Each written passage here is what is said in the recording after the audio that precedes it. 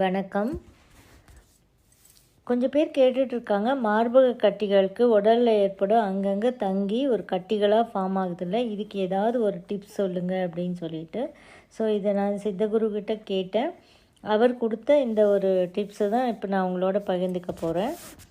இது என்னென்னு பார்த்தீங்கன்னா, ஏன் வருது அப்படின்ற காரணம் பார்த்திங்கன்னா, இவங்களோட உடம்பு ரொம்ப ஹீட் பாடியாக இருக்கும். ஒரு பாயிண்ட், ஃபஸ்ட் பாயிண்ட் ரொம்ப ஹீட் பாடியாக இருக்கும். அந்த ஹீட் பாடினால செல்ஸ் ரொம்ப அதிகமாக ப்ரொடியூஸ் ஆகி அது வெளியில் போக முடியாமல் எங்கேயாவது போய் ஒரு க்ரோத்தை உருவாக்கிடும். அதாவது பினைன் க்ரோத்தாக இருக்கலாம், எது வேணால் இருக்கலாம். ஒரு க்ரோத்தை உருவாக்கிடுச்சுன்னா அது ஒரு கட்டியாக ஃபார்ம் ஆகிடுது. அது வேணால் மார்பகத்தில் கூட ஃபார்ம் ஆகிறதுக்கு சான்சஸ் இருக்குது. எங்கே வேணால் ஃபார்ம் ஆகும். யூட்ரஸில் ஃபார்ம் ஆகலாம், அதான் ஃபைப்ராய்டுன்னு நம்ம சொல்கிறோம். ஸோ எங்கே வேணால் ஃபார்ம் ஆகலாம் இந்த கட்டிகள் அப்படின்றது. அதை தாண்டி ரெண்டாவது பாயிண்ட்டு, மார்பக கட்டிகள் அப்படின்னு ஏன் ஃபார்ம் ஆகுது அப்படின்னு பார்த்தோம் அப்படின்னா, இது தாய்ப்பால் கொடுக்குற தாய்மார்கள் கரெக்டாக ப்ராப்பராக அதை நிறுத்தாததுனால ஒரு சில பால் துளிகள் போய் அந்த இடத்துல மாட்டிக்கிட்டு அது ஒரு கட்டியாக கட்டிக்கிறதுக்கும் சான்சஸ் இருக்குது. அது இதுவாக இருக்கலாம், அதுவாக இருக்கலாம், எது வேணால் இருக்கலாம். அது ஒரு டியூமராக ஃபார்ம் ஆகும். நாளடைவில் இது கட்டியாக மாறும் வாய்ப்புகள் இருக்குது இதுக்கு. அப்போ ஸோ அது ஹீட் பாடினால் ஃபார்ம் ஆகியிருந்தாலும், தாய்ப்பால் கொடுக்குற தாய்மார்களுக்கு ஃபார்ம் ஆகியிருந்தாலும் எது வேணால் இருக்கலாம். இது ஒரு பினைன் க்ரோத், இது ஒரு கட்டி. இந்த கழிவுகள் உள்ளே தேங்கிட்டு கட்டியாக ஃபார்ம் ஆகிறதுனால இதை நம்ம எந்த அளவுக்கு ஈஸியாக நம்ம எடுக்க முடியும் அப்படின்னா, ரொம்ப ஈஸி தான். ஆனால் நீங்கள் இந்த முறையை பயன்படுத்தினீங்கன்னா ஈஸியாக இந்த கட்டிகளை கரைச்சிடலாம். உடம்புல எங்கே வேணால் கட்டி இருக்கட்டுமே, கையில் கட்டின்னு சொல்லுவாங்க, அங்கங்கே கட்டிகளாக கூட இருக்கலாம். எதுக்கு வேணால் இதை எடுத்துக்கலாம், இந்த முறையை எடுத்துக்கலாம்.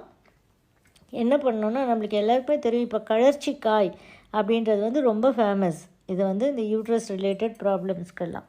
அப்போ நம்ம இதை என்ன பண்ணணுன்னா, கழற்சிக்காயை எடுத்துக்கிட்டு, அந்த காய் நம்ம உங்களுக்கு ஞாபகம் இருக்கோ இல்லைன்னு தெரியல எனக்கு, சின்ன வயசுலலாம் ஸ்கூலுக்கு போகும்போது நாங்கள்லாம் அப்படியே கீழே தரையில் நல்லா தேய்ச்சி அப்படியே நம்ம பாடி மேலே வச்சோன்னா அப்படியே சூடு கொதிக்கும், சூடு வைக்கிற மாதிரி ஆகிடும். அதுதான் கழற்சிக்காய், அந்த பருப்பு. ஸோ அந்த கழற்சிக்காயை எடுத்துக்கிட்டு நம்ம நல்லா ஒரு இட்லி பாத்திரத்தில் அடியில் பசும் பால் விடணும். ஃபஸ்ட்டு பசும் பால் ஒரு 1/4 லிட்டரோ 1/2 லிட்டரோ ஊற்றுங்க. இட்லி ஊற்றுறதுன்னு நினச்சிக்கோங்க. ஒரு 1/2 லிட்டர் பால் ஊற்றிடுங்க. மேல் ஒரு மத்தியில் இருக்கக்கூடிய தட்டில் இந்த கழற்சிக்காயை வச்சுடுங்க. வச்சுட்டு ஆவி போட்டுருங்க. இட்லி வேக வைக்கிறோன்னு நினச்சிக்கோங்க மனசில். அதை இட்லியை பாலில் வேக வைக்கிறீங்க. பால் அடியில் தண்ணிக்கு பதிலாக பால் ஊற்றுறீங்க. அதுவும் மாட்டுப்பாலாக தான் இருக்கணும். அதை போட்டு அந்த ஆவியில் இந்த கழற்சிக்காய் வேகும். அந்த ஆவியில் இட்லி வேகிற மாதிரி வேகும். ஃபுல்லாக வேகணும்னா ஃபுல்லாக வேகாது. அந்த ஆவியை இதான் வேடு கட்டுவாங்க அப்படின்னு சொல்லுவாங்க சித்த முறைகளில், வேடு கட்டுறது. ஸோ பாலில் ஒரு வேடு கட்டி அப்புறமா என்ன பண்ணணும், இது பாலில் நல்லா வேடு கட்டி அந்த ஆவி வந்ததுக்கப்புறமா ஒரு 15 நிமிஷம் அந்த மாதிரி ஆகும்னு வச்சுக்கோங்களேன். 15-20 நிமிஷம் ஆகும். அதுக்கப்புறமா இதை எடுத்துட்டு கொஞ்ச நேரம் பக்கத்தில் வைக்கணும். அது அந்த சில்லுன்னு ஆகும் இல்லையா, அந்த சூடின் தன்மை குறைஞ்சி கொஞ்சம் சில்லுன்னு ஆகும்போது என்ன பண்ணணும், நம்ம திரும்பவும் மோர் எடுத்துக்கணும். தண்ணி மோர். அந்த தண்ணி மோர் எடுத்துக்கிட்டு, இப்போது பாலில் வேடு கட்டணும் இல்லையா, இப்போது மறுபடியும் தண்ணி மோரில் வேடு கட்டணும். பாலில் வேடு கட்டி எடுத்து அந்த சூடெல்லாம் போனதுக்கப்புறமா திரும்பவும் தண்ணி மோர் அடியில் ஊற்றி மறுபடியும் அதே மாதிரி பாலில் வச்ச மாதிரி மறுபடியும் மோரில் வேடு கட்டணும். வேடு கட்டுறதுன்னா தட் இஸ் அந்த மோரினுடைய ஆவி அது மேலே படணும். டைரெக்டாக மோரில் போடக்கூடாது. இதுதான் அந்த வேடு கட்டுறது அப்படின்னு சொல்லுவாங்க. இது மாதிரி வச்சு இது வேடு கட்டிட்டு முதல்ல பாலில், ரெண்டாவது மோரில் வேடு கட்டிட்டு எடுத்து வச்சுக்கிறீங்க. எடுத்துட்டு கொஞ்சம் நேரம் ஆறுனதுக்கு அப்புறமா வெயிலில் காய வச்சுருங்க. நல்லா வெயிலில் காய வச்சுருங்க. வெயிலும் இம்பார்ட்டன்ட் தான் நம்மளுக்கு. வெயிலில் காய வச்சுட்டு அந்த மேலே ஒடிச்சிங்கன்னா அது ஓடு வந்துடும். ஓடு வந்தோடனே உள்ளே பருப்பு இருக்கும். அது கூட எதுவுமே நம்ம மிக்ஸ் பண்ணுறது கிடையாது. ஸோ அந்த பருப்பு எவ்வளோ இருக்கோ அந்த பருப்பை அப்படியே நீங்கள் நல்லா காய வச்சுட்டு மிக்சியில் போட்டு அரைச்சி பவுடராக வச்சுக்கோங்க. இவ்வளோதான். இதுதான் நம்மளுக்கு மருந்து, தேவையான மருந்து.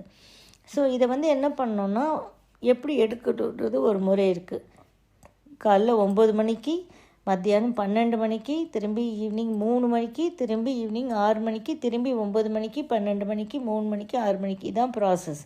இந்த சைக்கிளில் ஒரே ஒரு பிஞ்ச் அளவு 2 விரலால் வச்சு நம்ம ஆள்காட்டி விரலும் நம்முடைய தம்பம் வச்சு எடுத்தீங்க அப்படின்னா ஒரு பிஞ்ச் வரும் இல்லையா, அந்த பிஞ்ச் அளவுக்கு எடுத்து நம்ம வாயில் போட்டுக்கிட்டு கொஞ்சம் ஹாட் வாட்டர் குடிச்சிட்டோம் அப்படின்னா போதும். இது வந்து டெய்லி வந்து செஞ்சுக்கிட்டே இருங்க. இதே மாதிரி 4 முறை, ஒரு நாளைக்கு வந்து 4 முறையில் வந்து டைமிங் ரொம்ப இம்பார்ட்டண்ட் இதில். இது ஏன்னா சித்தகுரு கொடுத்த ஒரு டிப்ஸ்னால அவர் ரொம்ப அத்தன்டிகேட்டடாக எது சொன்னாலும் ஒரு ப்ராப்பர் இதோடு சொல்லுவார், ரீசனோடு சொல்லுவார்.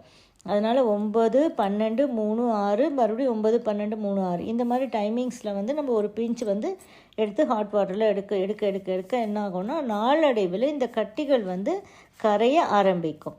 எத்தனை நாளில் கரையும் நான் அகெயின் கேள்வி கேட்காதீங்க. இது ஒன்றும் பெரிய கஷ்டமான விஷயமே கிடையாது நம்மளுக்கு. ஏன்னா வந்து அலோபதி மருந்துகள் எடுத்து நம்ம ஏதோ முடியாமல் போய் தான் நம்ம வந்து ஏதாவது வழி கிடைக்குமா அப்படின்னு சொல்லி நம்ம தேடிக்கிட்டு இருப்போம் இல்லைங்களா.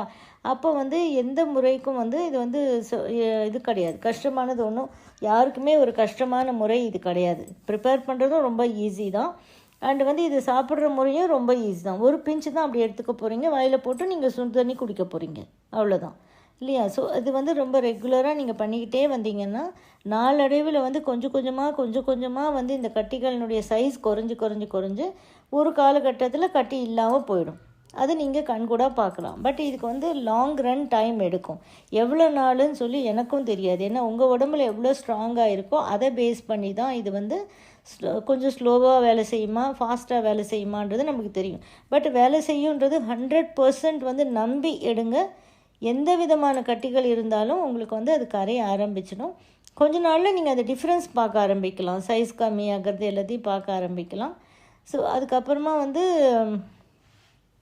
கம்ப்ளீட்டாக குறையிற வரைக்கும் நீங்கள் எடுத்துகிட்டே இருந்தீங்கன்னா இதனுடைய பெனிஃபிட்ஸ் வந்து ரொம்ப இம்மென்ஸாக இருக்கும். அதனால் எடுத்து பார்த்து இதனுடைய ரிசல்ட்ஸ் வந்து எங்களுக்கு கமெண்ட்ஸில் சொல்லுங்கள். தேங்க்யூ ஃபார் வாட்சிங். வீடியோ உங்களுக்கு பிடிச்சிருந்தால் லைக் பண்ணுங்கள், ஷேர் பண்ணுங்கள், கமெண்ட் பண்ணுங்கள், சப்ஸ்கிரைப் பண்ணிக்கோங்க, பெல் ஐக்கான் ப்ரெஸ் பண்ணிக்கோங்க. ஸோ தட் நாங்கள் போடுற எந்த வீடியோவும் மிஸ் பண்ணாமல் உங்களுக்கு நோட்டிஃபிகேஷன் வரும்.